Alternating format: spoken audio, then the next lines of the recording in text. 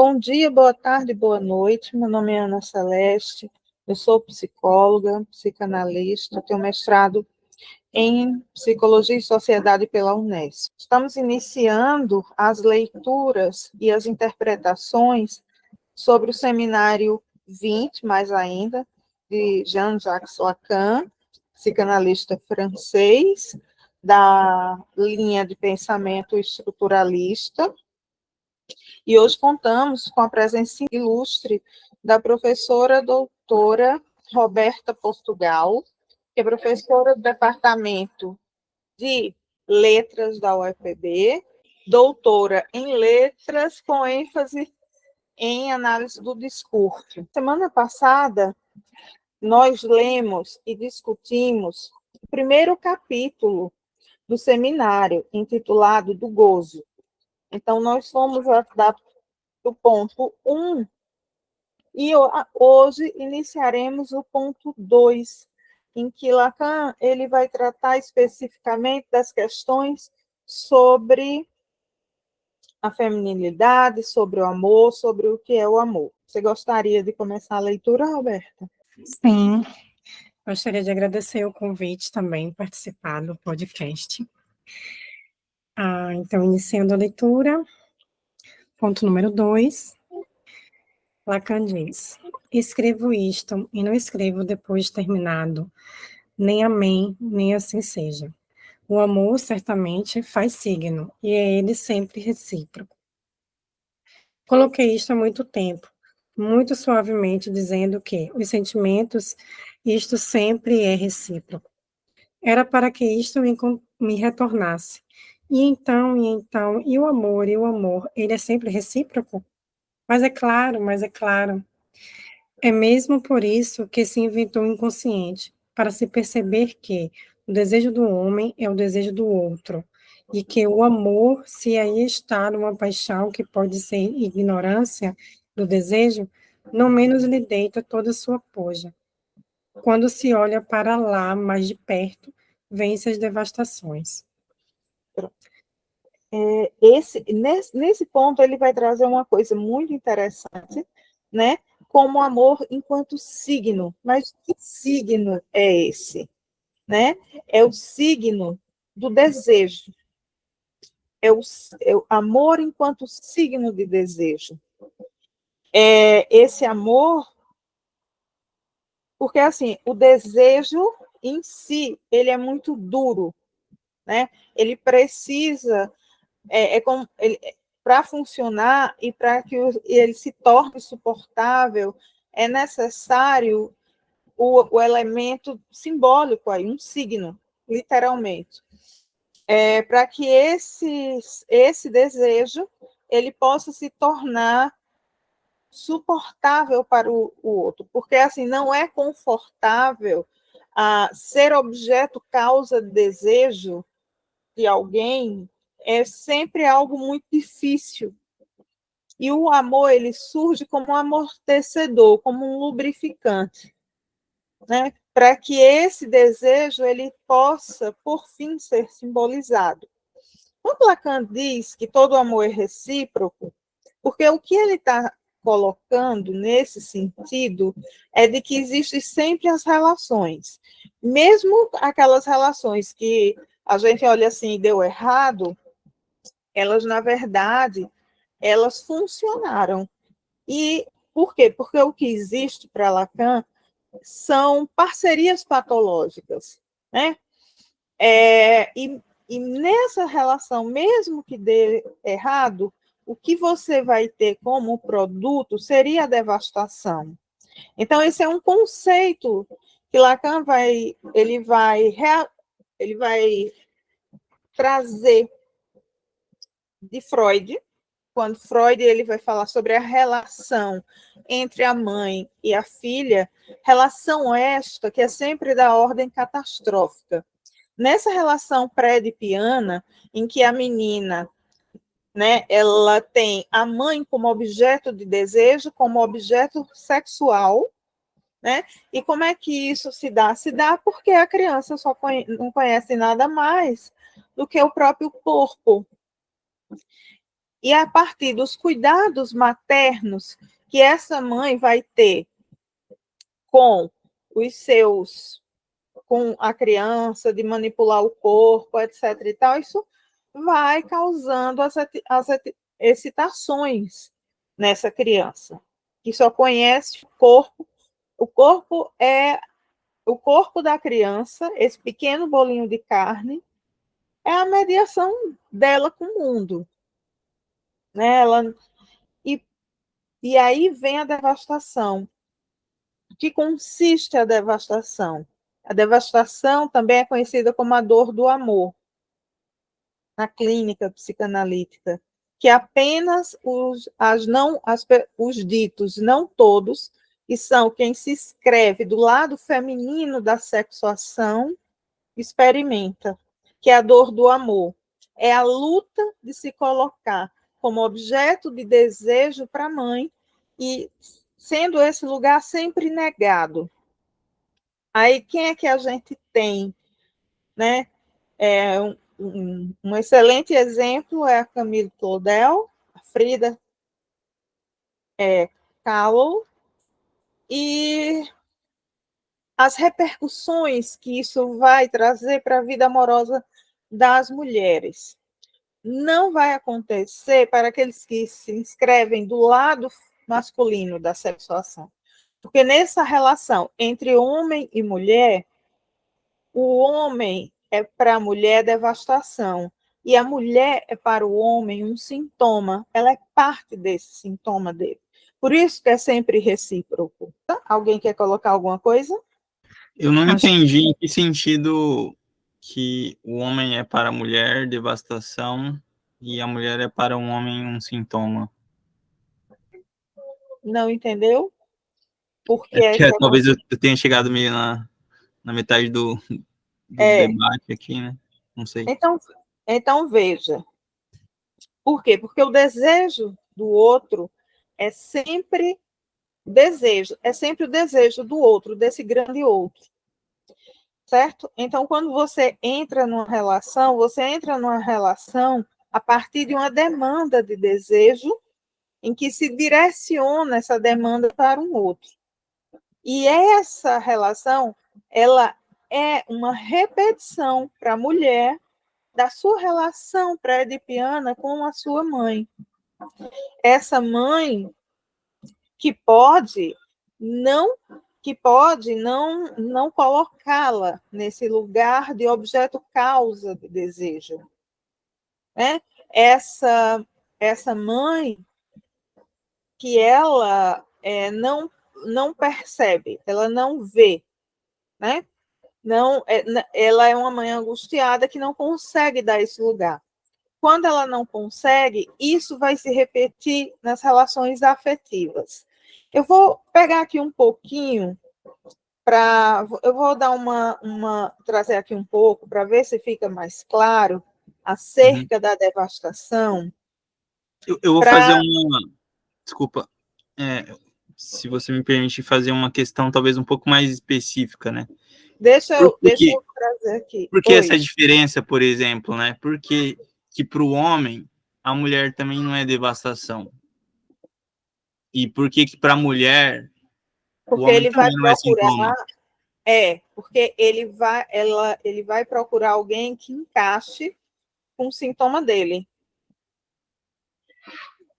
E a mulher não? Não.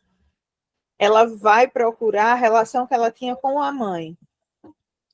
Então, veja, o que é a devastação? A devastação é uma relação em que ela está relacionada à redundância do gozo materno sobre o corpo da criança. No caso, daquelas que estão inscritas do lado, não todo. Por quê? Porque não tem ordenação fálica, o homem tem. Isso já é uma diferença aí. Na vida adulta, as mulheres, diante de relações amorosas mal-sucedidas, sinalizam no corpo essa própria experiência. Né? A libido investida sempre vai retornar para elas sobre o signo da opção de morte, manifestando-se como um gozo. Isso se torna mais um agravante em uma sociedade que cultua o gozo proporcionado pelo mercado, né, que vai ao qual produz ramificações. Mas a devastação ocorre quando a lei paterna não se estabelece na relação entre mãe e filha, escapando das palavras e da simbolização fálica.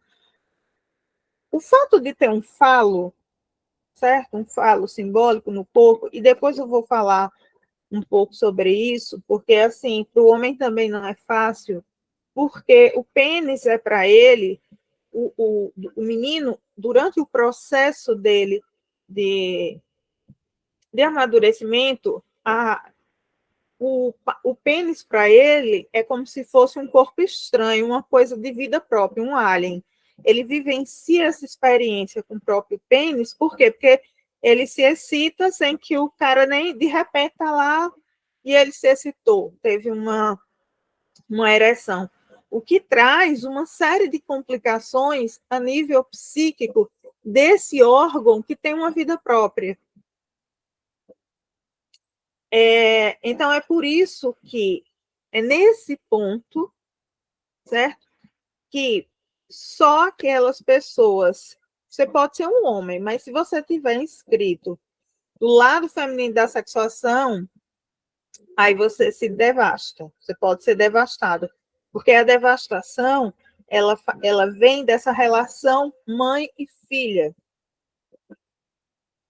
Então, assim, nessa devastação, ela é definida como um elemento avassalador, que não cessa de se inscrever em todos os momentos da vida. É a ideia em que o corpo é arrebatado, é lançado fora do tempo e do espaço na vertente de um êxtase, de uma felicidade suprema. No glossário, o sentido do termo remete sempre a uma destruição sem limites, a algo avassalador. Devastar é arruinar, é tornar deserto, mas também pode indicar um arrebatamento, um deslumbramento, um encantamento, significados para os quais o termo é incapaz de definir com palavras. Porque as mulheres são as únicas que sofrem a devastação. A esses sujeitos que estão colocados na posição do não todo. Porque ela não tem a ordenação fálica. A mulher não tem falo. E isso faz com que toda a experiência que ela tenha, ela vai ter através do corpo. Essa falta da ordenação fálica, né? Essa desordenação fálica diante da dor do amor faz com que ela perca e ela entre num estado semelhante à loucura. Entendeu? Tá fazendo mais sentido. Mas muda aí, como era que você queria perguntar? Faça outra pergunta aí, que eu estou Uhum. gostando. É que foi assim, por que pro homem a mulher também não é devastação, né? Mas você explicou essa questão da ordenação. Pro homem, ele tem, digamos assim, nesse momento de lidar com essa falta, né, dessa ruptura, ele tem talvez um senso de organização, não sei se é isso que você disse. Uma ordenação simbólica. Uma ordenação simbólica, Aí uma coisa que é interessante aí, Eziel, que Uhum. é o seguinte, nessa relação entre homem e mulher, embora a mulher ela seja castrada, mas ela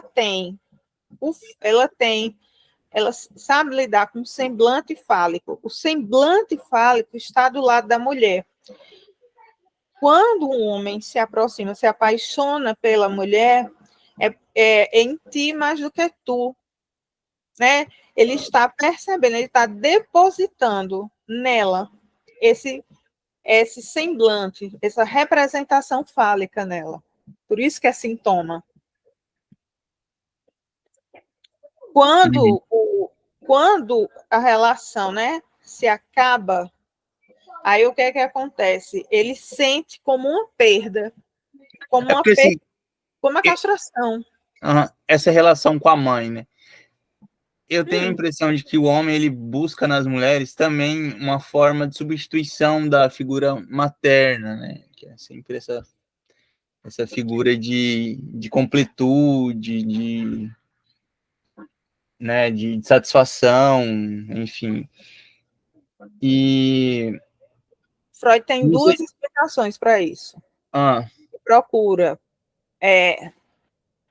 alguns procuram a figura da mãe, mas outros preferem casar com a puta, não com a uhum. mãe. Né? Quando ele consegue, e aí quando ele consegue resolver esse nó, ele consegue ter as duas. Na verdade, uma forma saudável seria as duas, né? Numa mesma mulher. Uhum. Roberta queria falar alguma coisa. Não, não, já foi colocado. O que eu ia colocar, eu acho que você já contemplou na sua fala. Vamos lá, Roberta. Você quer falar mais alguma coisa? Quer colocar um comentário?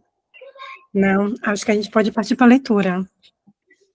Beleza, continue aí. O gozo do corpo do outro, resta a ele uma questão, porque a resposta que ele pode constituir não é necessária. Isso vai mesmo mais longe. Não é nem mesmo uma resposta suficiente, porque o amor demanda o amor. Ele não deixa de demandá-lo. Ele o demanda, mas, ainda, é o nome próprio dessa falha de onde? No outro. No outro parte a demanda do amor. Então, de onde parte o que é capaz, de maneira não necessária e não suficiente, de responder pelo gozo do corpo do outro? Não é do amor. É daquilo que, ano passado, inspirado de certo modo pela capela de Saint-Anne, que me carregava no sistema, me deixe chegar a chamar o amor. Bom, vou explicar esse conceito, né? No seminário 19 de Lacan, que foi intitulado Ou Pior, Lacan onde ele vai dizer, vai formular o seu famoso aforismo: não existe relação sexual, que ele vai retomar aqui novamente.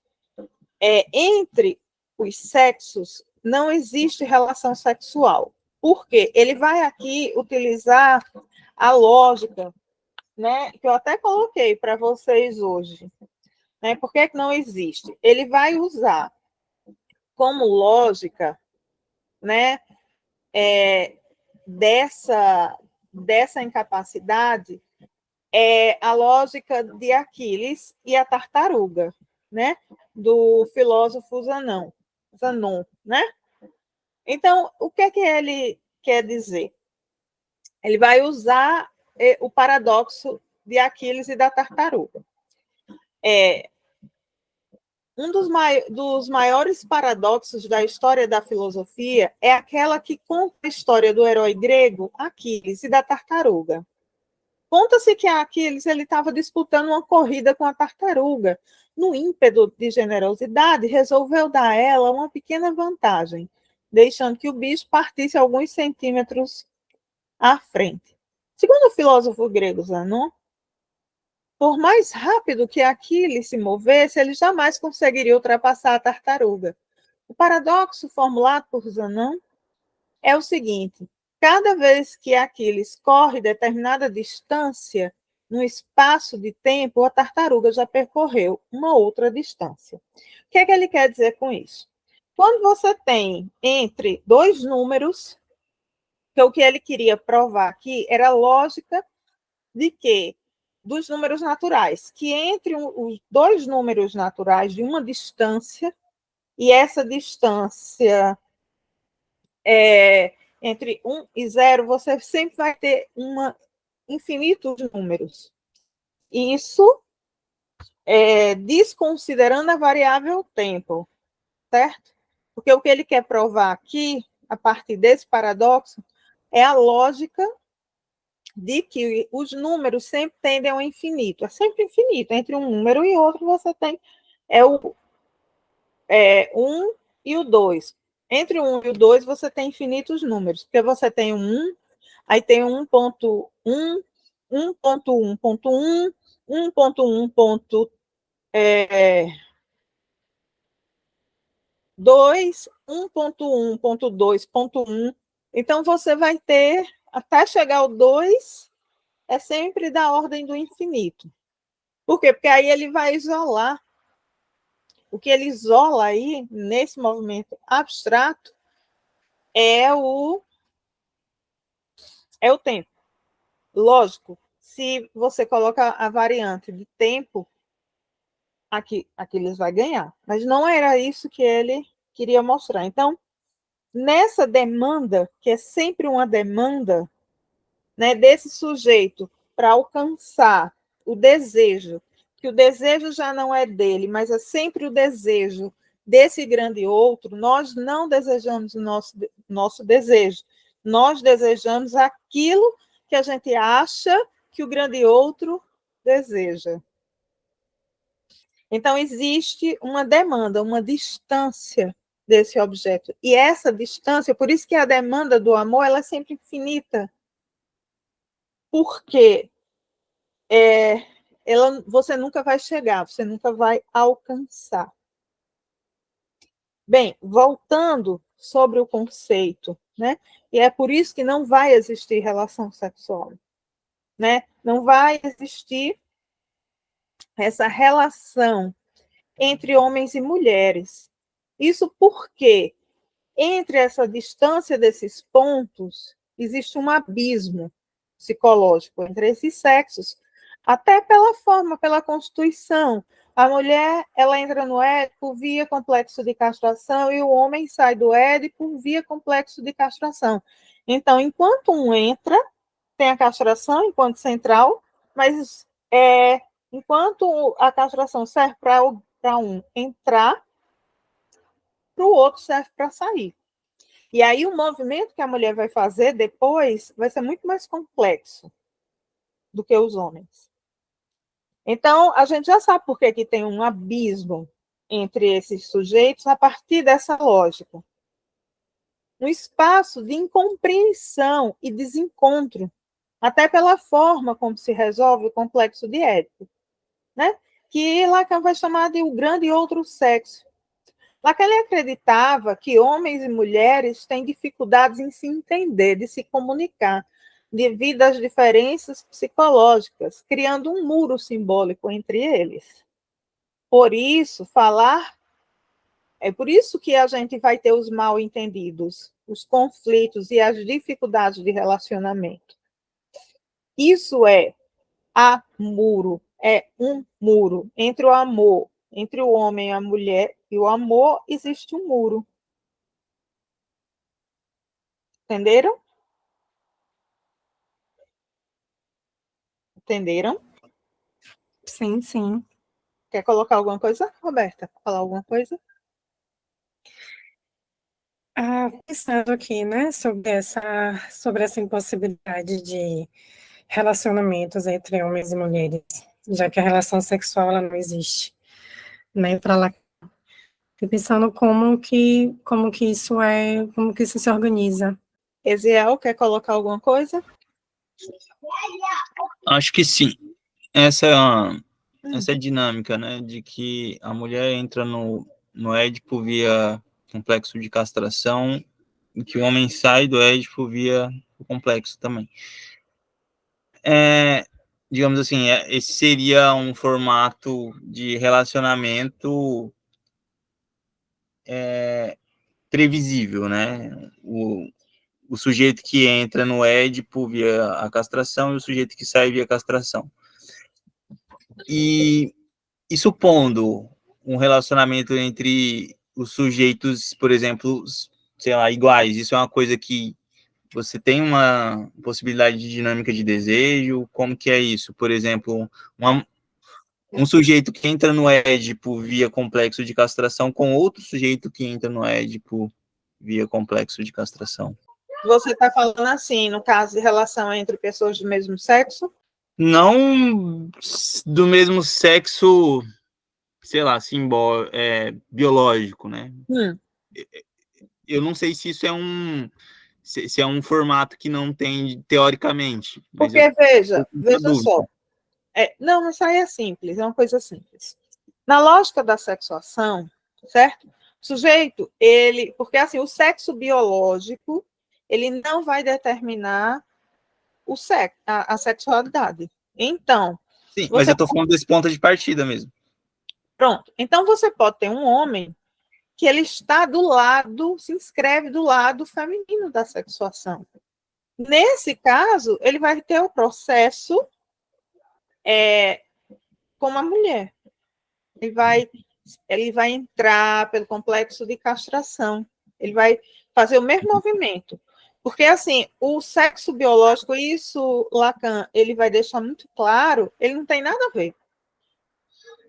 Não, esse é o ponto de partida mesmo. É por isso que eu fiquei na dúvida se esse relacionamento, como que seria uma dinâmica de desejo, ou se isso não seria uma dinâmica de não desejo entre sujeitos, isso eu falo, né, uma dinâmica sexual de desejo, entre sujeitos, por exemplo, que entram os dois no Édipo via complexo de castração, né, ou dois sujeitos que saem do Édipo via complexo de castração. Você tem uma dinâmica de não desejo, então? Não, porque aí, nesse caso, alguém vai estar, eles vão estar inscritos de lados diferentes. Sempre vai ter alguém inscrito de um lado diferente, do lado contrário, porque senão não vai bater. Entendi. Essa era a minha dúvida, assim. Então, tipo, É, nessa concepção teórica, sim, você porque não senão não tem uma dinâmica cola. de sujeito entre uma dinâmica de desejo entre sujeitos, né? Nesse caso. Ele não vai ter Uhum. esse sentido para uma relação amorosa, porque a relação amorosa, relação entre os sexos, a parceria é um sintoma. Aham. É sempre um sintoma, toda parceria é sintomática, né? Então o homem ele vai procurar estar escrito alguém, né, o Uhum. seu sintoma. E só quem se inscreve do lado feminino é quem vai ter o semblante do falo. Que Uhum. é isso que ele procura no inconsciente desse outro sujeito. Mas isso Senão, me faz pensar, isso me faz pensar que a dinâmica não amorosa também é sintomática, né? Digamos, você não se interessar por alguém, ou porque. você está falando do pessoal que é assexuado? Não, não.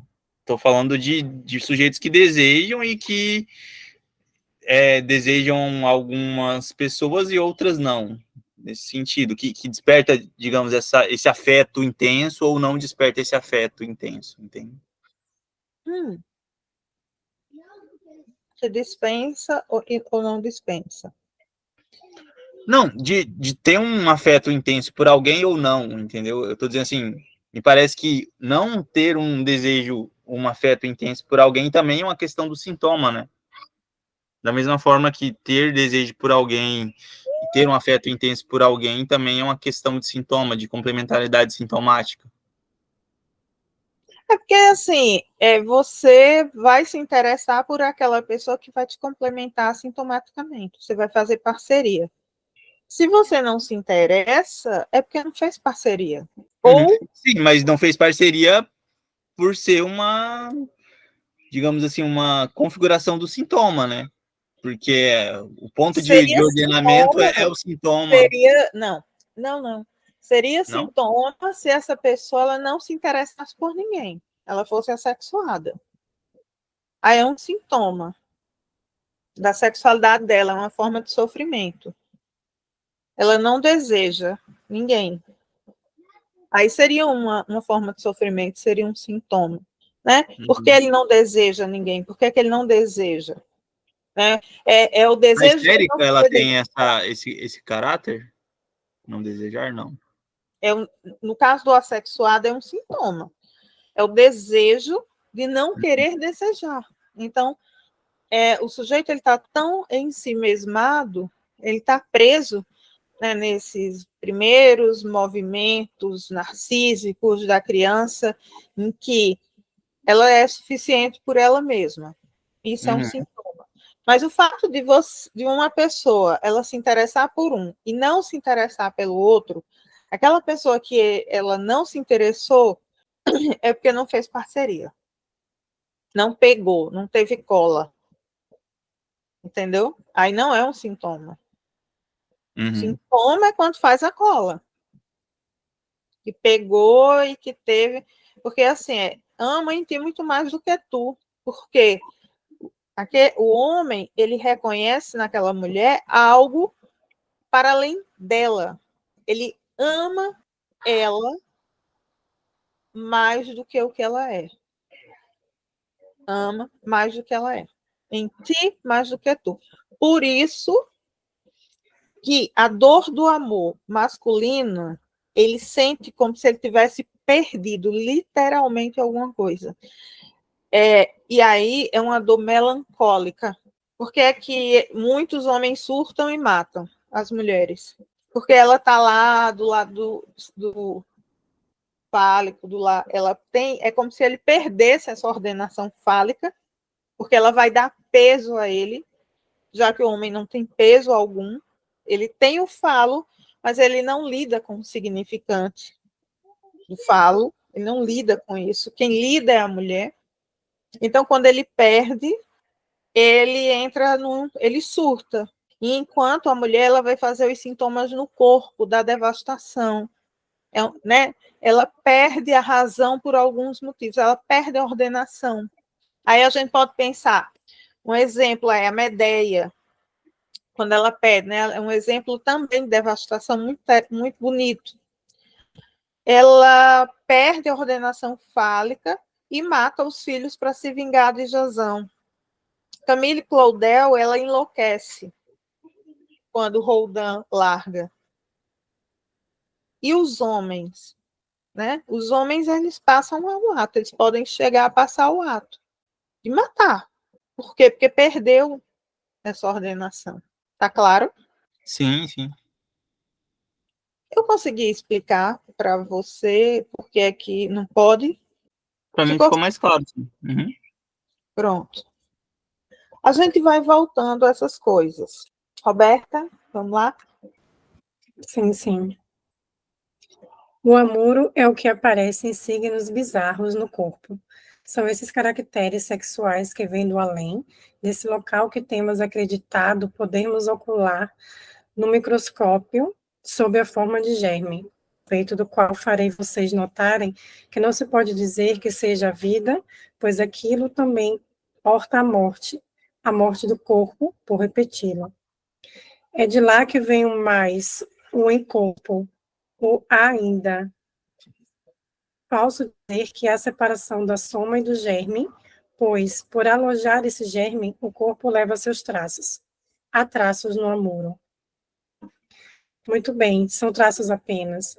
O ser do corpo, certamente que é sexuado, mas é secundário, como se diz.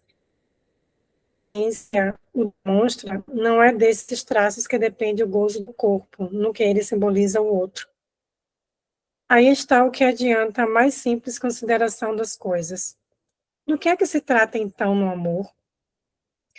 O amor será que, como promove a psicanálise como uma audácia tanto mais incrível quanto isto, mais vai contra toda a sua experiência, e quanto mais ela demonstra o contrário, o amor será que é fazer um só? Eros, será que ele tem são que ele tem são para o um? Há muito tempo que só se fala disso, do um a um. Com este enunciado é que dei suporte ao meu discurso no ano passado, e certamente não para concluir dessa confusão original, pois o desejo só nos conduz à avisada da falha, quando se demonstra que só se aguenta pela essência do significante. Se interroguei Frege na partida, foi para tentar demonstrar a ânsia que há entre esse um e algo que se prende ao ser, e por trás do ser, ao gozo. Essa passagem é muito interessante, é muito bonita, inclusive. Essa história de fazer é a tentativa do homem e da mulher, certo? Deles formarem um único ser a partir da relação sexual, a partir do ato sexual. Só que essa relação, essa tentativa de fazer ela sempre vai falhar. Ela falha. Porque o próprio quando você pega o texto Parmênides, ele vai dizer que o ele é múltiplo. Olha aí, mais uma vez, a história do infinito, né? Do paradoxo de Aquiles e da tartaruga. A lógica, essa lógica matemática. Gente, começa uma lógica matemática aqui, porque ele vai falar sobre topologia. A gente vai aprender algumas figuras, o início, algumas figuras topológicas do Lacan, viu, nesse seminário.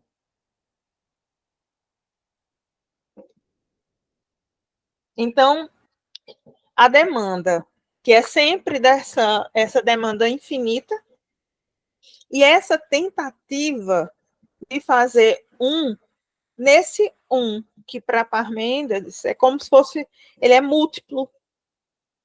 É como se fosse uma biblioteca. Tá. Quantos livros tem uma biblioteca? E nesses livros, quantos capítulos e quantos assuntos são tratados? Aí junta isso tudo, é uma infinidade. Então, ele falha essa tentativa, né, de se complementar, em que vai se complementar e vai entrar no outro, ela falha. E essa falha, é isso que falha, é o gozo. Né? E uma outra coisa aqui que ele coloca muito interessante é assim, quando ele fala assim, como a experiência o demonstra, não é desses traços que depende o gozo do corpo, no que ele simboliza o grande outro. É, é, é a simbolização no corpo daquilo que representa o grande outro. Então, você vai ver todos os sintomas, o gozo, o sintoma corpóreo, um modo de gozar, por exemplo, daquela histérica que cega de repente, que faz o signo do amor e dessa demanda de amor que não foi correspondida, e não foi correspondida porque não existe relação entre os sexos, não existe relação sexual, e ele retorna, né? Sobretudo quando essa demanda do amor ela toma fora, ela não é acolhida, então ela vai fazer os sintomas no corpo. Vai ter, porque assim a mulher ela sofre, mas ela sofre com o corpo. Foi que a Frida, Roberta conhece mais a Frida, que estudou aí profundamente. Mas o que é que ela fazia com isso? As vestes, as vestimentas, né, Roberta? Sim. Quer falar alguma coisa sobre as vestimentas de Frida? Frida, ela usa trajes que a gente chama de trajes tehuanos, que é um traje específico de mulheres indígenas da região chamada Tehuantepec, que fica no México. E é um traje que veste mulheres que se organizam dentro de uma sociedade considerada matriarcal. Então, tem essa característica, né, identitária, porque é uma roupa indígena, e é uma roupa que veste um grupo de mulheres que se entende enquanto liderança. São mulheres que lideram, são mulheres que organizam a sociedade, são elas que ditam as regras daquele grupo social em que elas estão inseridas. E Frida, ela adota esse traje, me parece que por essa razão, né? Porque é um traje que veste um corpo que se entende enquanto liderança, né? Enquanto não aquele corpo subjugado ao patriarcado, mas sim ao matriarcado. Ela faz uma tentativa aí, inconsciente, a partir da vestimenta, ela se monta para entrar na ordenação fálica, que ela, desse corpo que se despedaça com a devastação. Então, ela faz apelo a uma nova ordem simbólica, né, capaz de remontar esse corpo que estava despedaçado, tanto fisicamente, pelos acidentes, pela polio, pelas cirurgias, etc. e tal, no real mesmo desse corpo, mas também pelo simbólico, né, dessa relação extremamente devastadora que ela teve com o Diego Rivera.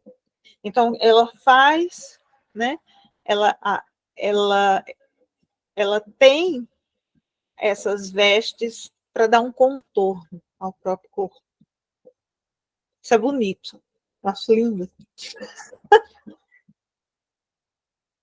Vamos lá? Continuando. Aí a gente termina essa parte aqui, aí vai para a terceira parte. Posso lhes contar uma historinha, a de uma periquita que estava enamorada de Picasso. Como é que se via isso? Pela maneira como ela mordiscava o colarinho de sua camisa e as abas de seu paletó. Essa periquita estava de fato enamorada do que é essencial para o homem, isto é, sua maneira bizarra de se vestir. Essa periquita era como Descartes, para quem os homens eram hábitos em promovimento de passeio. Os hábitos, eles promovem aquele movimento quando se os tira. Mas é apenas mito. Um mito que vem convergir com a cama de a pouco. Gozar de um corpo, quando ele está sem as roupas, deixa intacta a questão do que faz quer dizer, o da identificação. A periquita se identificava com Picasso vestido. Bonitinho, né? Sim. Então, ele vai. O que é que ele vai dizer assim? O que é que ele está usando aqui uma metáfora aí para tentar explicar? Que essa relação em que o outro se enamora, ele não vai se enamorar aquilo pelo que o outro é, porque assim, a relação o homem é sempre fetichista em relação à mulher. Então, assim, ele vai se apaixonar não por ela, mas por uma parte. Às vezes é o sorriso, às vezes é o cabelo, às vezes são partes dela, né? Que faz com que. Ele deu o exemplo aqui do vestido. É a forma como ela se adorna. E que na relação sexual, tem um filme de Woody Allen que é muito interessante, acho que é Desconstruindo Harry, que ele vai dizer assim, que é muito lacaniano isso, né?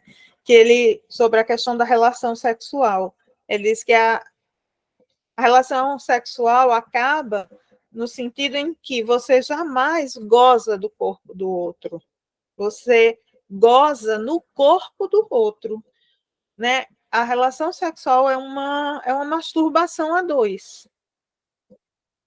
Não existe esse contato, né? E o Woody Allen ele vai falar isso, ele vai dizer, mas fazer sexo é se masturbar, se utilizando o corpo do outro, já que a relação é impossível. Ela é impossível até porque o homem ele nunca vai alcançar com o pênis dele dentro do corpo da mulher aquilo que ele gostaria de alcançar. Então não faz a complementação. E aí o prazer sexual vai se dar pela própria falha. Ele vai tentar, de tanto tentar, o gozo da relação sexual, o prazer da relação sexual se vai dar pela falha e não ter conseguido fazer um. E aí é gozo. Por isso que depois do êxtase vem da descarga, vem uma sensação que não é muito legal, porque é da opção de morte.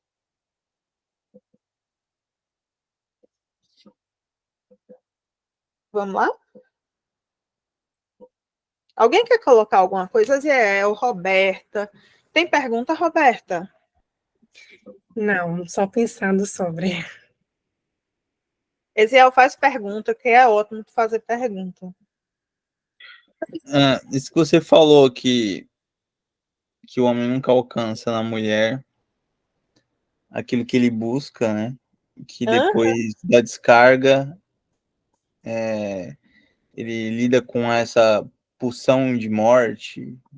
É uma sensação assim? O que que isso significa? Tipo, por Depois que que o gozo é isso? Por isso que é gozo. Depois do êxtase, certo? Aí vem um cansaço, vamos dizer assim. O sujeito ele esgota. Ele vai se esgotar, porque ele falhou. Mas isso tem um conteúdo simbólico? Ah, ele falhou. Tipo, Sim. não existe essa, digamos assim, ele chegou no que ele buscava, mas ele não tem a complementariedade, né? Ele não exatamente, ele não conseguiu fazer um. Ele fez o ato sexual tentando fazer dos dois um e ele não conseguiu. Uhum. Aí vem, às vezes até em alguns casos, na clínica, né? Alguns pacientes, homens e mulheres, né? Eles descrevem, né? Até uma certa irritação, mas que não é do parceiro, é consigo mesmo. É do traumatismo, porque existe um muro entre o homem e a mulher. Entendi. Mas vamos continuar? Bom, vocês vão fazendo pergunta, porque vocês me ajudam a pensar, viu? Mas como que é para a mulher isso? É igual da mesma maneira que é para o homem, por exemplo, essa sensação que o homem tem depois da descarga, digamos assim, É. Porque é ambos uma, querem é a uma mesma pequena, é um estado de frustração no final, digamos coisa. assim. Exatamente. Um pequeno estado de frustração. Uhum.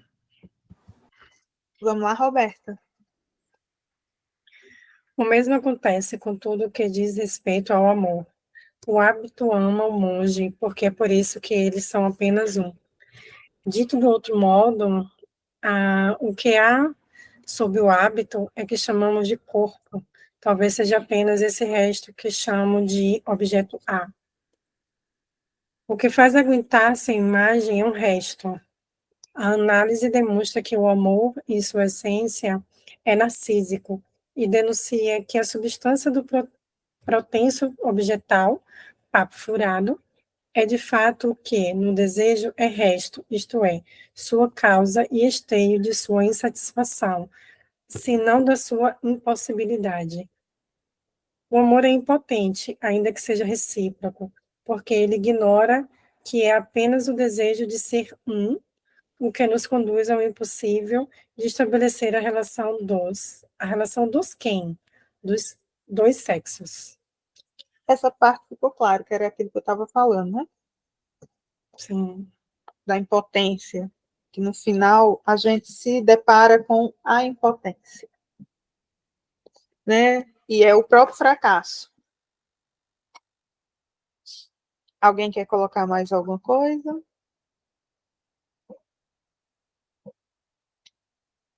Colocar algum comentário? Ver o que achou? O que entendeu? Ou a gente pode encerrar.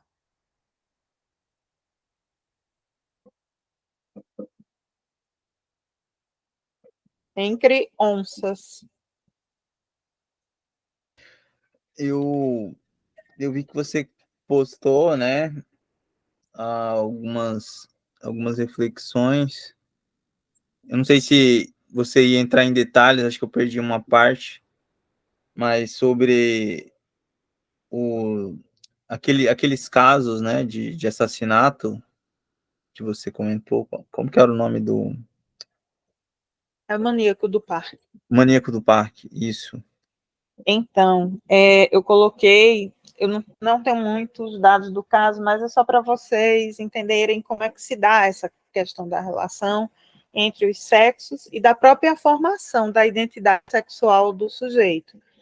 Era um sujeito que aí foi comprovado, pelo menos o que está na reportagem, que é do biógrafo dele, né, que é o Ulysses Campbell, de que ele primeiro era para ter sido considerado imputável, né, inimputável. Ele era para estar num manicômio judiciário e não sair de lá. O que tinha era um conflito entre o sexo. Ele não se reconhecia, ele era gay, não se reconhecia, né? Segundo o que está aqui na reportagem, que eu ainda não peguei o livro, estou esperando esse livro para entrar em detalhes, mas segundo a reportagem, baseada, né, nesse livro, ele era gay e ele não se identificava, ele tinha uma crise da própria identidade, uma confusão com a questão da relação entre os sexos. Diante da incapacidade, né, de fazer a relação sexual, ele coloca nele mesmo a possibilidade de ser esse homem que se transforma em mulher. Então, ele era um homem, além de gay, transgênero. Aí a cultura conservadora, etc. e tal, parece que deu uma entortada na cabeça dele que ele não consegue fazer isso. E aí ele começa a procurar as vítimas, mulheres, que ele gostaria que fosse. Então, como ele gostaria de ser. Então, ele escolhia naquele tipo de mulheres para matar e torturar, como ele gostaria de ser. Seria essa mulher que está dentro dele. E ele matava essas mulheres. Né? Ele matava as mulheres que ele gostaria de ser. E tem um elemento que ele começa a canibalizar. Ele vai se tornando canibal, como uma tentativa de incorporar essa mulher que ele gostaria de ter sido. Então, ele escolhia mulheres sempre morenas, com a pele morena, para negra, cabelos cacheados, baixinhas, magrinhas e muito delicadas, que era aquilo que ele gostaria de ser. Então, ele mata e tortura por aquilo que ele gostaria, quem ele gostaria de ser. Ele ataca. E eu achei muito pertinente isso, porque é a questão do sexo. A questão entre os sexos. Aí. É bem curioso. Mas, assim, eu fico pensando, né, que esse conflito interno que apareceu no Maníaco do Parque, isso pode ser um conflito que se manifesta de alguma forma em outras pessoas que não se tornam um assassino, né, um serial killer. E há outros elementos, assim, né, da subjetividade desse sujeito que eu não sei no histórico familiar dele, né? Eu vou pegar. Essa passagem ao ato, né? Acho que deve ter muitas coisas bizarras na história desse sujeito, né? Não, muitas pessoas elas se resolvem em relação a isso. Elas vão para análise quando elas estão com esse conflito. Se é o caso mesmo, tem tecnologia para isso, faz a transição e vai ser feliz. Muitas pessoas vão ser trans, né? Ou às vezes. Vão ser feliz, né? Às vezes não, às vezes tem pessoas que vivem no sofrimento com isso, né? Mas assim, elas não chegam a ter uma posição de violência, né? Não, a gente não pode associar. Não é porque ele é transgênero que ele era serial killer. Muito pelo contrário. Mas os conflitos internos dele, junto com a vida miserável que ele teve, uma mãe que parece que era psicótica, delirante, tem umas histórias pesadas, Sim, fez sim. com que o conflito dele, né? Primeiro, ele já era psicopata. Ah, sim. Já era psicopata por Um outras psicopata questões. que tinha, digamos assim, esse conflito interno, né? Não, ele é um psicopata, é um sujeito que ele não faz laço social e que ele não consegue desenvolver afeto por ninguém. Certo? Ele não está no laço, ele está e não está. Ele tem ele é um contopata. Ele tem uma forma de pensar e sentir o mundo completamente diferente, em que ele ignora completamente os outros. O outro não existe para ele. O outro é inferior e ele pode usar e abusar da forma como ele acha que deve ser feito. Isso é um ponto. Mas a forma como ele fez, né, e as escolhas que ele fez foi baseado nessa singularidade dele. Porque cada um tem sua singularidade. Por exemplo, o Dexter. Né? Quem já assistiu aquele seriado, que é um serial killer que mata serial killers, assassinos em série, que ele é policial, etc. e tal.